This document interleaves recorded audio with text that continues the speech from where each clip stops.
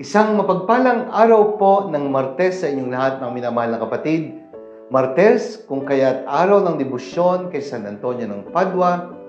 Martes sa loob ng ika-24 na linggo sa karaniwang panahon. At ngayon po ay September 19, special DGR edition, sapagkat ngayon po ang inyo pong lingkod, si Father Emil, ay nagdiriwang po ng aking ika-54 na kaarawan. Ipagdasal niyo po ako sa araw na ito at ang aking pong misa pasasalamat sa biyaya ng buhay sa aking kaarawan ngayon, my 54th birthday, ay alas 10:30 po ng umaga at araw po ngayon ng debosyon kay San Antonio ng Padua. Kaya nagpapasalamat din po ako kay San Antonio dahil sa kanyang mga intercessions at pagdarasal. Marami pong mga prayers ko ang natugunan dahil sa kanyang pamagitan. Kaya St. Anthony, maraming salamat po sa inyo. Ipagdasal niyo po ako, mga followers, viewers, and supporters of the Daily Gospel Reflection. Kayo pong mga minamahal namin kaibigan at deboto ni San Antonio, mga minamahal po namin benefactors, I ask for your prayers. Sana po, bigyan pa ako ng Diyos ng maraming masayang taon sa paglilingkod, magkaroon ng lakas at malayo sa anumang sakit at kapahamakan. At kayo po naman ay akin ding ipinagdadasal araw-araw. Kaya mga kapatid, sa araw na ito, mahiling po ako sa inyo ng dasal na sana po ay pagkalooban ako ng Diyos ng marami pang masayang taon ng paglilingkod sa pagiging pari, bigyan ng mabuting kalusugan at ng karunungang aking kinakailangan, inspirasyon mula sa Espiritu Santo upang patuloy makapagbahagi ng mga pagninilay sa salita ng Diyos. At welcome po sa ating Daily Gospel Reflection. Sama-sama po nating pagninilayan ng mga salita ng Diyos mula sa mabuting balita para sa araw na ito.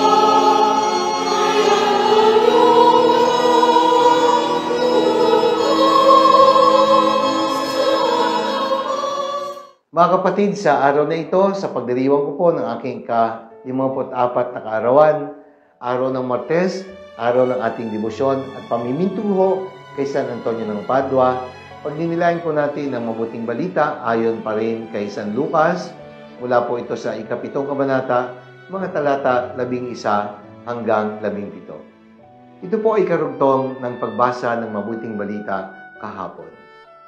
Kahapon po, inilalarawan ng kwento kung paanong pinagaling ni Jesus ang alipin ng isang kapitang Romano, isang centurion. Hiniling na pagalingin ang kanyang alipin, pero hindi na kailangan pumunta pa ni Jesus sa bahay, sapagkat sinabi ng kapitang Romano, sabihin lang po ninyo at gagaling na ang aking alipin, sapagkat hindi po ako karapat-dapat na puntahan pa ninyo sa aking tahanan. Naniwala sa lakas ng kapangyarihan ng salita ni Jesus, humanga ang Panginoon at pinagaling ang kanyang alipin. At mula po sa Capernaum, si Jesus po at ang kanyang mga alagad at ang mga sumusunod ay kailangan maglakbay ng 15 hanggang 20 milya patungo sa susunod na lungsod, at ito po ay ang lungsod ng Nain. Siyempre, katatapos pa lang magpagaling ng may sakit, natuwa ang mga tao, nagbubunyi sila. Pinag-uusapan ng Panginoon habang sila ay naglalakad. At unti-unting dumadami ang mga followers ng Panginoon. Siguro, I can imagine kung gaano sila ka-excited, kasaya, sapagkat sa susunod na bayan, marahil meron namang pagagalingin ng Panginoon, meron namang himala na mangyayari. Kaya sila ay tuwang-tuwa. Pero pagpasok po nila sa bungad ng lungsod ng Nain, isang malungkot na tagpo ang tumambad sa kanila, sapagkat ihahatid sa libingan ang nag-iisang anak na lalaki ng babae o ng balo. Ang inang naulila sa asawa at ngayon naman ay ang kanyang anak ay namatay at ihatid na ito sa libingan. The tragedy of death. At kung titingnan po natin sa unang bahagi, pinapakita ang isang trahedya na pwedeng maranasan ng bawat isa. Ang mamatayan ng isang mahal sa buhay. Pero may mas malalim pa pong katotohanan na nakatago sa kwentong ito. Sapagkat ang babaeng Hudyo po ay umaasa lamang sa kanyang asawa para sa kanyang ikabubuhay. Biyuda na ho itong babaeng ito at dahil meron siyang anak na lalaki, so yung responsibilidad ng yumaong asawa ay papasanin ng anak at yung anak na lalaki ang sasandalan. Namatay pa. Kanino pa siya sasandalan? Kaya napakalungkot. At siyempre, sa ganitong sitwasyon, ano pa ang pwedeng gawin? Hindi magluksa, malungkot, sapagkat may mahal sa buhay na namatay. Taliwas, sa kagalakang nararamdaman po ng mga kasama ni Jesus habang sila ay naglalakbay. At nakita po natin sa ating Ebanghelyo kung paanong ang Panginoon ay nagdalang habag. Tumigil po siya. Tila naantala ang kanyang masayang paglalakbay kasama ng mga alagad at iba pang mga tagasunod. Nahabag ang Panginoon. Kaya mula po sa trahedya ay naging parang comfort ang ibinigay ni Jesus sa isang taong may malalim na problemang pinagdadaanan. Sapagkat sa totoo lang ho, ito pong tagpong ito ay parang naging isang malaking sorpresa din sa mga naroon kasama ng naulilang ina at yung mga mourners. Alam niyo po ba, mga professional mourners po yung iba, umiiyak po sa paghatid sa libingan at sila ay binabayaran. Kaya nawala na ng mister, nawala ng anak, wala nang sasandalan, ay maubos pa ang pera sapagkat kailangan bayaran po yung mga umiiyak. Professional mourners po, they're paid to do that. Ang sabi ng Panginoon, huwag kayong tumangis. Huwag kayong umiyak. Aba, para doon sa mga umiiyak, malaking problema yon. Ano sinasabi mo? Kaya nga kami umiiyak. Kasi binayaran kami para umiyak. Tapos sasabihin mo, huwag umiyak. Ano gusto mo? Magsaya, magbunyi, kagaya ng pagsasaya ninyo. Sa karanasan ay kayo namatayan. Ano ba ang pwedeng gawin? Di umiyak, magluksa. Para yung lungkot na nararamdaman ay mabawasan man lamang. Pero pinatunayan ni Jesus na siya ang Diyos na umaaliw sa atin sa panahon ng ating kalungkutan. Ang babae po, hindi naman lumapit kay Jesus para humiling. Di ba? Kinusa ni Jesus na gawin ang dapat niyang gawin. Hinawakan niya ang kabaong at sinabi sa bata, bumangon ka, at bumangon ito. No? Kaya yung lungkot suddenly turned into joy. Sapagkat muling nabuhay ang anak na namatay. Dahil sinabi ni Jesus, bumangon ka. Diba? Salita lang ng Panginoon ay nabuhay ang lalaking anak na yumao. At ibinalik ito sa kanyang ina. Marahil naman ni Jesus ang lungkot ng isang ina na mawala ng anak. Parang sinasabi na ito ay anticipation lamang, prefiguration ng bagay na magaganap sa sandaling siya ay mag-alay ng buhay sa krus at ang kanyang inang si Maria ay mauulila sapagkat mamamatayan ng anak. If there's one thing that you don't say to someone who is grieving dahil namatayan, ay yung mga salitang, huwag kang umiyak, do not weep. Aba, siyempre, parang hirap naman yata ang unawain yun. Pero, pinapakita ng Panginoon na kasama siya sa buhay natin.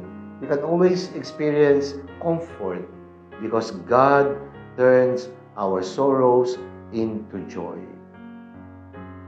Kaya nga, andun yung panawagan sa atin na ilagay natin ating pagtitiwala sa Diyos. Hindi natin kailangan palaging humihiling katulad ng centurion, ng kapitang Romano na lumapit at nakiusap, pero ito pong nanay na naulila sa kanyang anak, hindi naman siya humiling kay Jesus sapagkat alam ng Diyos ang ating pinagdadaanan. Alam ng Diyos ang pakiramdam ng mawala ng mahal sa buhay.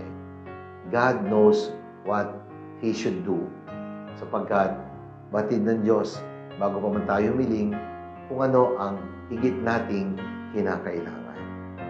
Kaya ang Diyos ay lagi nagbibigay sa atin ng dahilan upang maging masaya. Turning our sorrows into joy is only one of the things that God can do to us. Kaya sa pangatlong bahagi, ano ba ang naging resulta ng pangyayari? Sila po ay natakot, subalit sila ay nagpuri sa Diyos. Fear came upon all, and they glorified God, saying, "A great prophet has risen up among us, and God has visited His people." Dahil sa pangyayaring ito, marami nagpasalamat at nagpuri sa Diyos. Kaya sana po, sa mga karanasan na ang Diyos ay dumarating sa ating buhay, sa mga himala na kuminsan hindi natin napapansin na ginagawa ng Diyos sa buhay natin, sana po, marami din po ang magpasalamat at magpuri sa Diyos. At alam niyo po ba kung anong pinakaunang himala na nangyayari sa atin araw-araw? Ay yung tayo ay magising. Because life begins its time, we wake up in the morning. Sabi nga, every gising truly is a blessing. Kaya nga sa paggising ko sa araw na ito, sa pagmulat ng aking mata, sa aking paghinga, ay naibulalas ko sa Diyos ang salitang salamat. Salamat, Lord, sa biyaya ng buhay. Salamat, Lord, sapagkat binigyan mo ako ng pagkakataon na sa araw na ito, may celebrate ang aking ika-54 na kaarawan. Kaya there are always reasons for us to be joyful each time that God comforts us, turning our sorrows into joy. At maraming dahilan para ipagpasalamat ang buhay. At napakarami nating dahilan para magpasalamat sa Diyos. Isa na nga po dito ay ang biyaya ng buhay. Isipin mo lang yung buhay na ibinigay sa inyo ng Diyos, that will be enough for you to be thankful. And may we always find joy and comfort in Jesus. Manalangin tayo.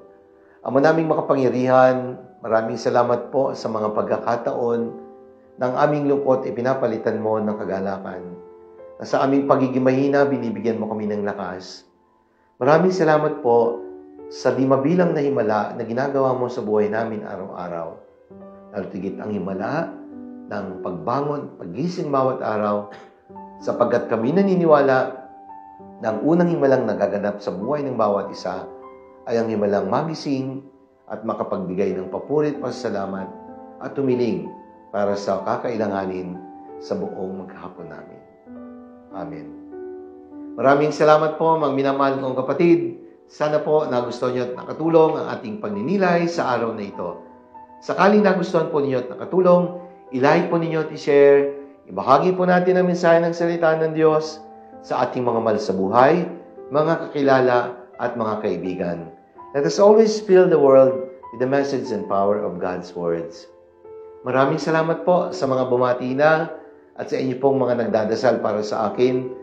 Ngayon po, sa ganap na ika-10 ng umaga, dito po sa pambansang Dabanan ni San Antonio ng Padua, pagdiriwang ko po ang misa ng pasasalamat sa pagsapit po ng aking ika-54 na kaarawan. Maraming salamat po sa lahat po ng mga kaibigan ko, sa lahat ng mga tumutulong at nagmamahal. Pagpalain po tayong lahat ng Diyos.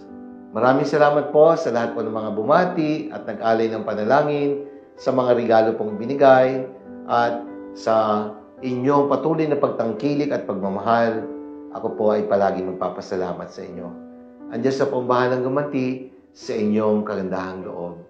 At ang aking pong panalangin ay alay ko din sa aking mga yumaong magulang, dahil kung wala naman po sila, wala naman din pong Father Emil. Siyempre, ang pinakamahalagang pasasalamat ay sa Diyos na siyang pinagmumulan ng buhay at siya nagkaloob sa akin ng biyaya ng pagiging pari. Sa aking po mga kapatid at sa aking mga mahal sa buhay, maraming salamat po. Pagpalain tayong lahat ng makapangyarihan Diyos Ama, ng Anak, ng Espiritu Santo. Amen.